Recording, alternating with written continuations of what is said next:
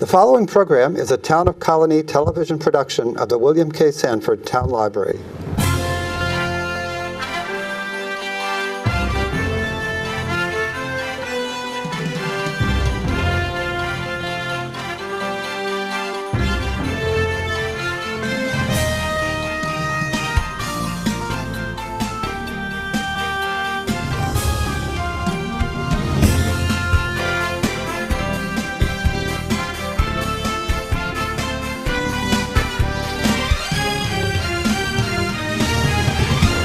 Welcome to Albany County News. I'm Mary Rozak, the Director of Communications for Albany County.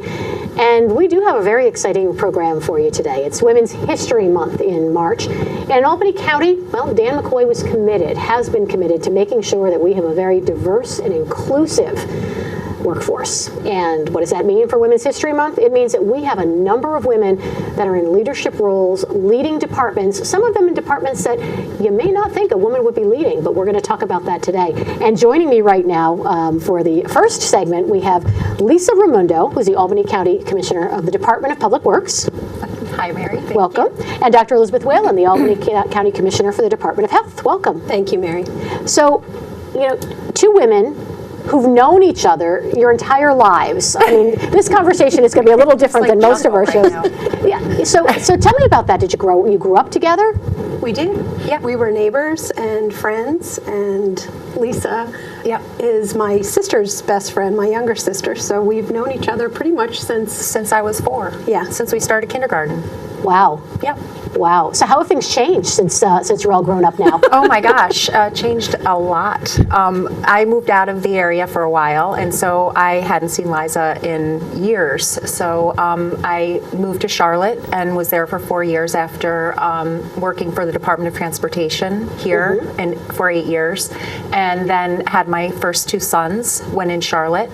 Took a hiatus from work and raised my boys. Moved to Florida for a couple of years, and then on to Iowa, and stayed there for 12 years, and found myself back in my hometown, and was so excited to have the opportunity to work for the county.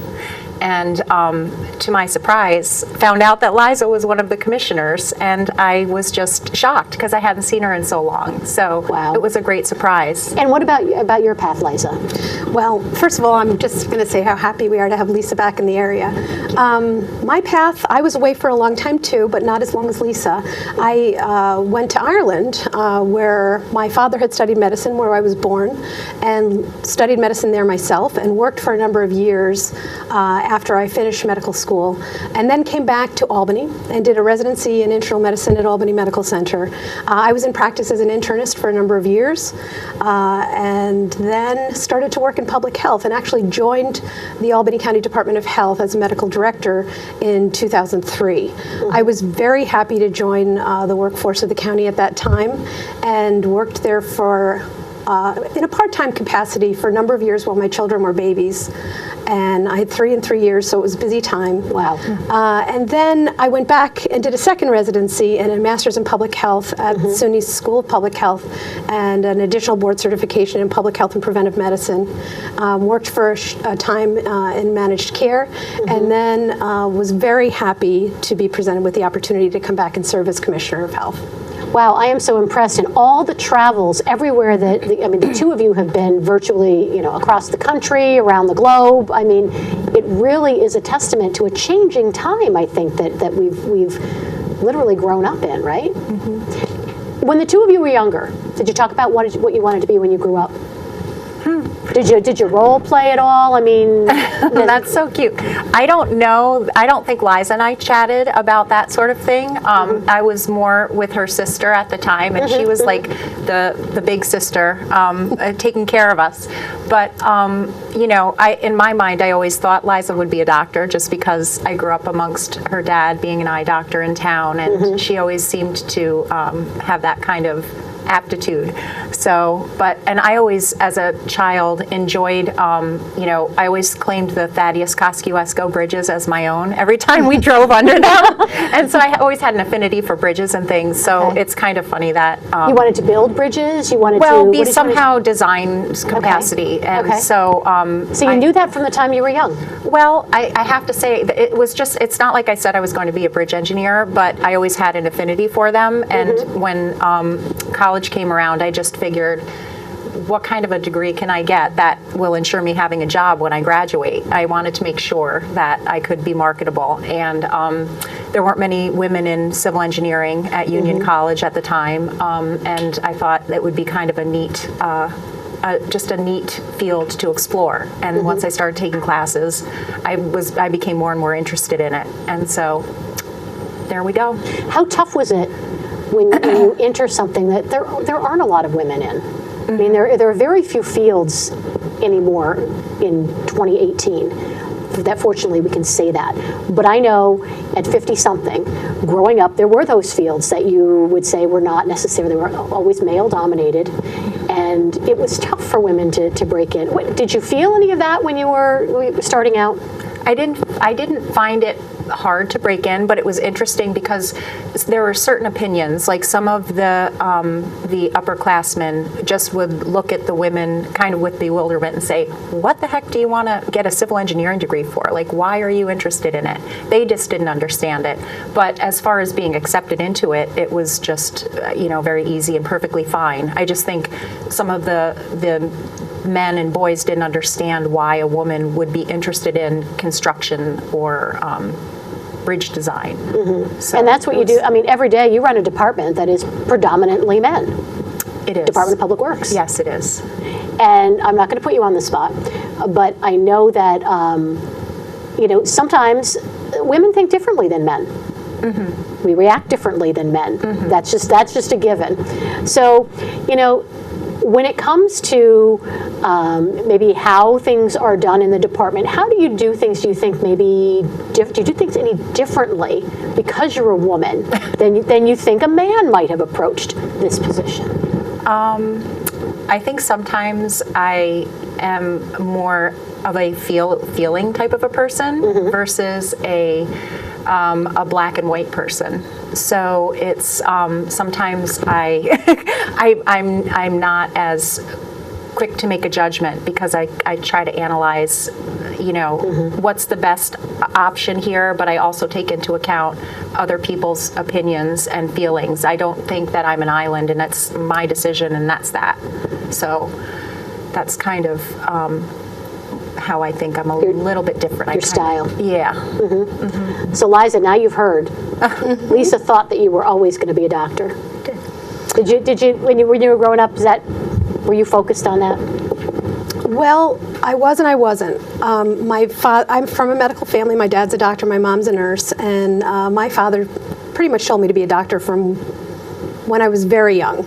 And for a long time, I didn't know whether I actually wanted to do it for me or for him. And what I wanted to do was travel. And so that's how we struck the happy bargain that I would study medicine, but only if I got to travel. And that's how I ended up in Ireland. Really? And it was after probably my third or fourth year in medical school that I said, yeah, this is what I want to do. This is for me. So that's an awful lot. I mean, really, you put a lot of effort in. I mean, after you were in I was lucky that it ended up being a happy outcome, but no, I'm very happy that I ended up following his advice. Sure. And then, if I'm not mistaken, you met your husband. I did. There. Yes, I met my husband in Ireland, and he is Irish, and his parents are actually flying over here tomorrow to visit. And he is an ophthalmologist who actually ended up in practice with my father. So it really was an interesting circular story of our interaction with Galway, Ireland, and the National University there. Wow, that's very interesting. So, did you feel? I think the medical profession probably had a few more women in it than engineering when you entered it. But did you ever feel, wow, I'm a woman and there's something different, being treated differently, or I have to work a little bit harder because I'm a woman? Did you ever feel that at any point in time? And I ask that because I should let you know why I'm asking that, because the theme for Women's History Month is Nevertheless She Persisted. Yeah.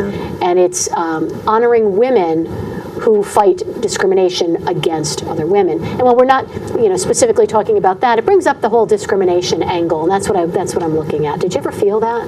Many times.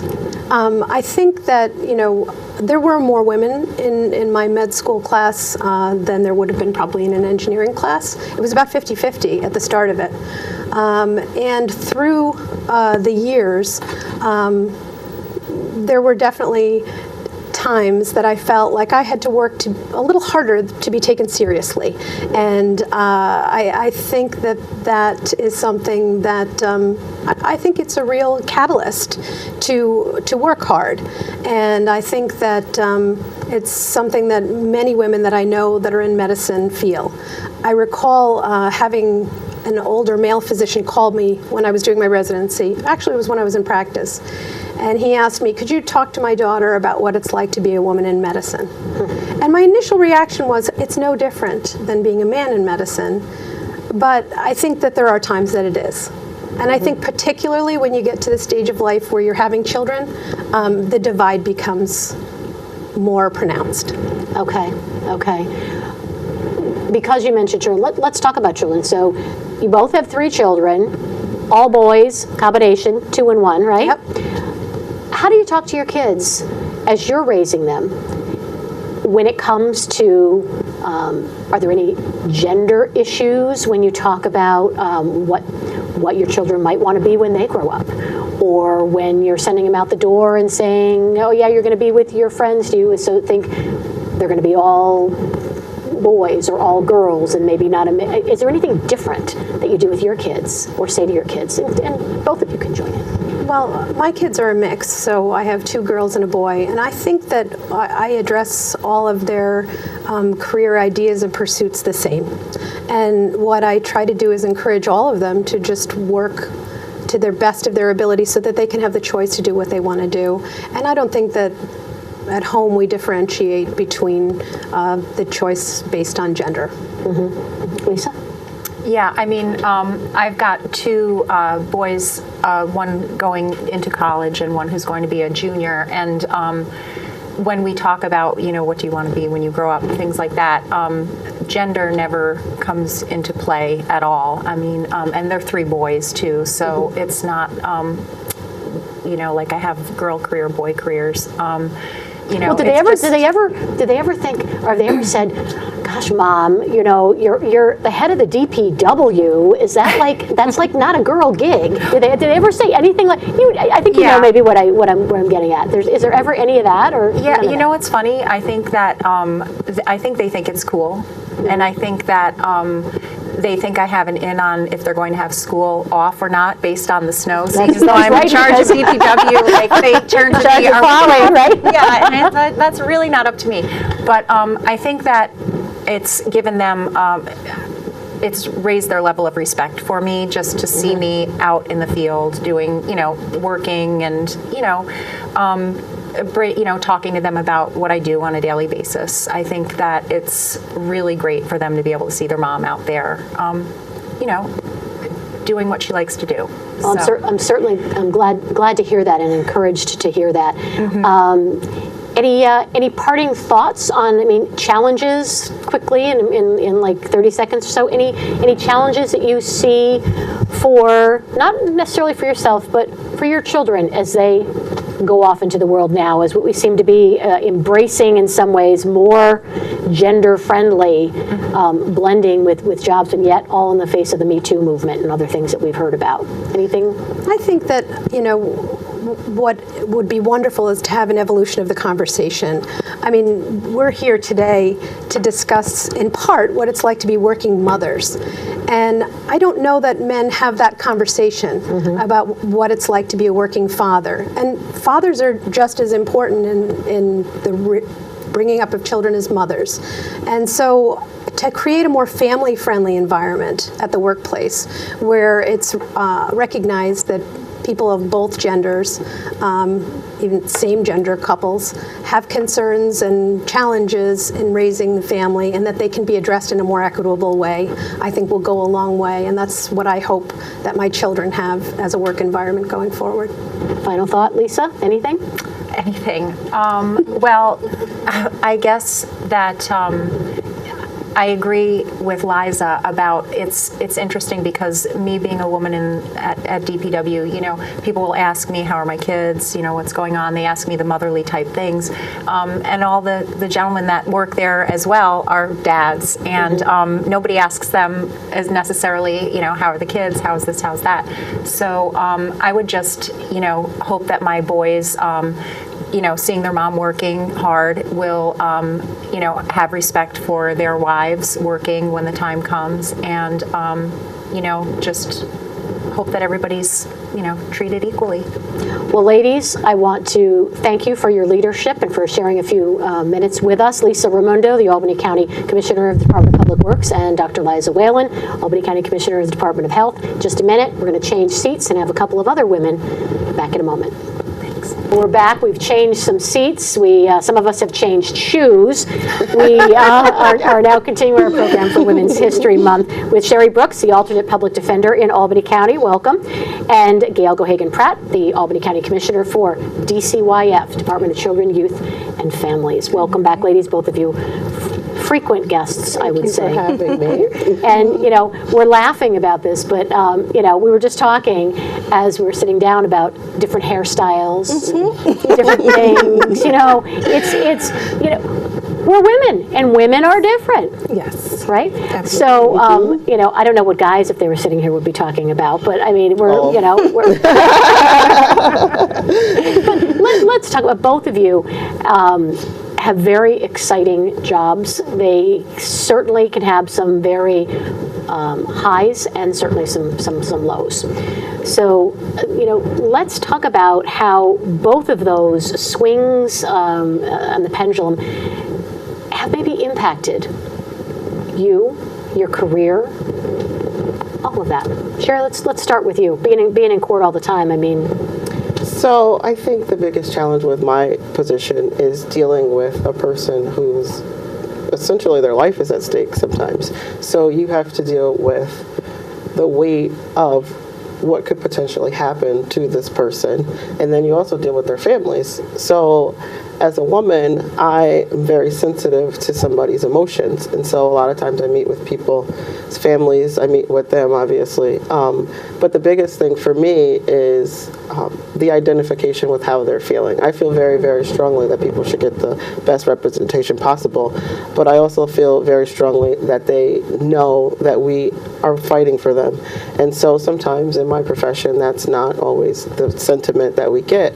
So if somebody's giving one of the attorneys a hard time because they feel like, you know, we're not working for them, or, you know, if they had hired someone, for instance, that they would have gotten a better representation, I feel very, very strongly about relaying to them that we are, in fact, invested in your case as much as you are, and that, you know, we work for you. And I think sometimes that emotion for me, I'm very, very, that's what I'm most passionate about, I think, in my job. And that'll come out. And I think as a woman, I express that, I won't say better, but I will say better than the men in the office. Are you challenged at all, because you're dealing with it with some very tough circumstances? Are you challenged by some of your clients? Oh, because yeah. because you're a woman. Oh yeah, I mean, definitely. People, particularly men, you know, we deal with hardened criminals. That's, you know, at the end of the day, that's what some of them are. I was afraid to bring that up. Well, Okay, right. all So at Good the end of said the, that. you know, some of our clients are murderers, and that's, you know, the nature of what we do. And so I have to, and I was very sensitive to that when I was pregnant, because in the jail, we're in a room, you know, and it's closed off, and we're actually on the inside of the room. And so if somebody gets excited or animated or worked up, you know, I have this feeling that I'm a vulnerable, you know, I like to say I'm a very tough woman, but you realize that you're just as, you know, a female when you have somebody who's very, very upset or very animated or very aggressive towards you. And that, you know, is always in the back of my mind when I'm dealing with somebody that can be difficult. Gail, let's talk about about your department and the role that you have. I mean, you're talking a lot of times there are people who are families that are in crisis and struggling. It sounds like you might experience some of the same things that Sherry does. I was going to say, listening to Sherry, it definitely, even though we're in different systems, she's in the criminal system and I'm in the child welfare system, we're still talking about children and families, and certainly within child welfare and specifically within child protective services, we too are in a circumstance where we're making decisions that impact children and families. And so really being mindful of that aspect, and that being the lens through which we do our work, is that the decisions that we make have an impact, both immediate and long-term. And so really using that as a guide when we're making decisions and making sure that we are taking into account all the different facets and information that we need, critically assessing that, and then making the best decision that we can from the standpoint of what is in the best interest of that children and also what is going to build that family, because ultimately the goal is reunification of families if there has been some sort of disruption in that family, and letting that being the driving force. You know, sometimes we're not able to have that be the ultimate outcome, but at least that's the starting point. As you ladies achieved these leadership roles and risen in your careers, have you felt discrimination anywhere along the way because you're a woman? And can you, can you share an example? I think Dr. Whalen addressed it briefly. As you're in childbearing years, I think that the discrimination becomes more apparent. So I recently had my third baby in this position, and with every pregnancy, you have most men who think you're now incapable of apparently doing your job because your brain is somehow gone because you've become pregnant and have right. a child. Apparently, I lose all competence with pregnancy. So you just get this. Oh, you can't do that. You're pregnant. It's like, why can't I? Interesting. So that becomes very apparent. in 2018. Oh, a lot. Yeah, a lot. So I will say that being in the child welfare system, there actually are a lot of women in this field. So I don't know necessarily in terms of the sexism, but there are a couple of other isms. When I started here, I was a little younger. Weren't we all? And so I think there's the ageism part of it, especially again, I was newly out of school. And so when you're interfacing with a family and having conversations in terms of, their style of parenting and, how, they conduct their household. And, the first thing that, people judge you by first looking at you. And so looking at you, okay, well, how old are you? Do you have kids? And so that was part of what was managing in terms of, initially starting out. And as I've moved up administratively, I think the other ism is in terms of I'm a Black female. And so in terms of seeing someone that maybe looks like me in this particular role is not maybe the norm. Hopefully, as we move forward, that is not, a newness for folks. And so sometimes that is something to manage in terms of, oh, you're the commissioner, and that not necessarily being the expectation, and just how to manage that and recognizing that's not necessarily because of someone not feeling that you can't be in that position, but just that it's not something that is necessarily the norm, and how to manage that. All right, I'm going to very quickly ask both of you. Gail, you have boys. I do. And Sherry, you have boys and girls. How do you, and I'm going to ask you to give me a quick answer, how do you ensure when you're talking to your children, as you're raising your children, that when we talk about that discrimination, that you are making sure that you are giving them the right advice, the right guidance, and the best launch out into this world? Anything special that you think about, or is that even a thought in your parenting I styles? think that's probably a little bit more relevant for you than it is right now. Right. So 4 of my 6 are girls, and so 2 are babies, but the 2 who are now, a little bit older and can appreciate this, I do tell them you have to work harder to prove yourself as a woman, that you definitely may be at a disadvantage if you decide to have a family, because a lot of people think that you need to sacrifice having a family to have a career, and that you have to choose, which I absolutely don't think is the case. I hope my girls appreciate that I have them and I, simultaneously have my career. That's one of the big things that I point out to them, because I think that people do feel like if I want to be more successful, I cannot have children. And so I tell my girls, I don't want you to have to pick. You have to balance, but you don't have to pick. Right. Oh, absolutely agree. And so one of the reasons why I said I think this is a little bit more relevant for Sherry is my children are 4. So we have a little bit of time to have those conversations. But I think what we do, John, my husband, and myself, is we model what a 2-parent working household looks like. And so John, actually, he is the primary person that takes them to school and picks them up. And so sometimes they'll say, Mommy, why can't you do that? Why does Daddy always have to do that? Give him a break.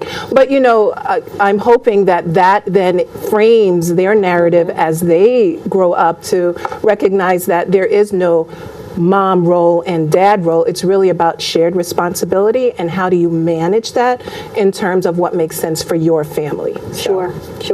In the final time that we have, I know that April is a big month for your department. Can you talk about, just highlight a couple of things? We've got about 30 seconds for you to do that. Sure. So we have 2 big events that are coming up. One is April is Prevent Child Abuse Awareness Month. And so we have a collaboration with school districts within Albany where the students will make posters in terms of what family means to them. And then we have a review of the posters, and there is a first, second, and third prize winner, and they're presented with an award. So we're really excited about that. We actually also have an opportunity to put the posters up in the lobby of the building, and that really has a positive effect for people walking in just to see the children's art on display. So that's throughout the month of April. And then on April 28th, we have Global Youth Service Day. So it's really an opportunity for the youth to be able to give back to the community and to engage in some sort of service.